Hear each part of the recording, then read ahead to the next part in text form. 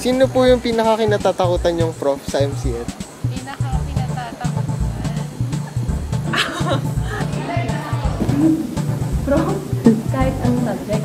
Naririnig ko is pero yung iba naman, sabi naman nila, pag kay Sir Red daw, magaling naman daw.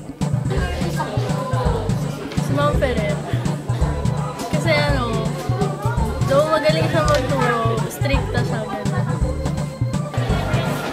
Sir Jeff Atienza. Kasi kapag parang nagkamali, parang nakakatakot makamasigaw. Si Sir Isles.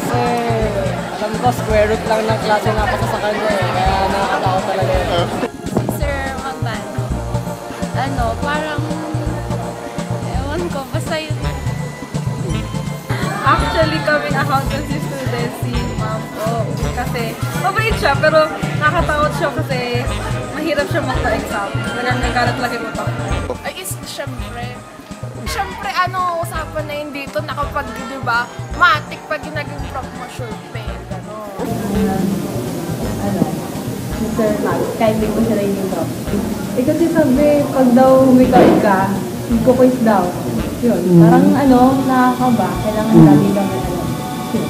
Sir Islet, kasi daw grabe daw. At kasi hindi ko pa siya naging prof. So natatakot ako maging prof. As much as possible, talagang wini-wish ko every term na sana, oh my God, sana Sir Islet. Sino yung pinaka-kinatatakutan yung prof sa MCN?